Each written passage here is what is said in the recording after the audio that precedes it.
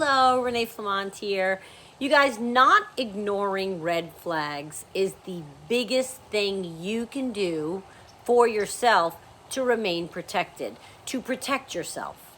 Not ignoring red flags. When I think of every single person that I've been involved with that was a narcissist or toxic individual, I definitely ignored red flags.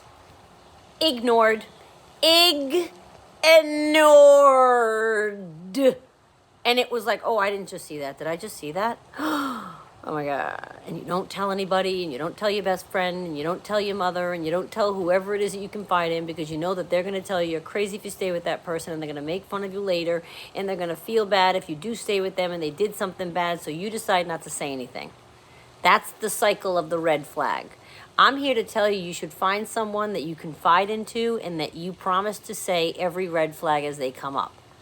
I have one of my girlfriends and I do that. Subsequently, after being involved in relationships with that, we made a promise that if a red flag comes up, we're going to say it, no matter how crazy, and we both agreed, no judgment in either way. You can continue dating that person. I won't look at them differently, but somebody should hold you accountable, or you should have somebody hold you accountable. You should want that so that you can see clearly, because we're under the guise and in the fog and in the midst of love bombing. We don't want to see what we just saw. And the next video gets specific about overly religious narcissists, because they really do lay that thick.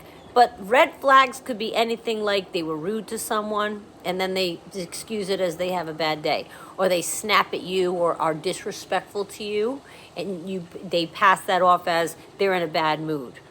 You catch them in a lie. It could be a simple lie. So why did they lie then if it's that simple? That's indicative that they have a lying streak in them, because especially if it's inconsequential, why'd you lie then? So you're in the habit of doing that. Your brain is in the habit of developing lies, because that's what you learn about these people too, you guys. They lie about everything because they're so in the habit of lying. That's their go-to move. That you ask them a simple thing and it's boom, a lie, and then you realize and you don't want to say anything because it doesn't mean anything because it was something stupid. No, it means something. All of these kinds of red flags, signs, happenings are things that we should pay attention and heed as important. They got mad that you went out with friends. They make you call when you go home. I'm not a child. Call when I get home. Yeah, I love when a boyfriend or girlfriend does that. That's so they can see if you are home. Oh, I'm so concerned. I'm so worried. Well, how do you think I've gotten on the planet for the first 56 years? I don't call anybody when I get home. So suddenly I need to call you when I get home? Like, think about your life. If they're asking you to do things that seem odd or don't take them in the way that they sell them. Oh, it's because I'm so worried about you. Yeah, is that why you want to know when I get home? That's not why. These are all red flags, and there's a million of them, and we've discussed them a lot. Please look those videos up. But the most important thing with this video is I don't want you to ignore them. That does more harm than good, because it makes you go deeper and deeper and deeper into the fog of the love bombing, and then they're going to get you. Challenge every single thing alone. I don't want to make him mad. If you discover a lie or something that doesn't really look right and you bring it up and you're afraid they're going to get mad, that's a red flag to yourself. We should all be able to bring up anything to anybody that you're in a relationship with. You have a right to say, I'm sorry, that doesn't add up. Can you explain that again? Or the other day you said this, but now you're saying this. You can tell if they're BSing you and heed that as a hint of something's awry. Don't just ignore it and let it go. Well, he answered me, 1 to 3 sentences. I'll just take that. If it still doesn't sit well with you, ask again. And if that doesn't sit well with you, then re-examine whether or not you want to continue to get to know the person.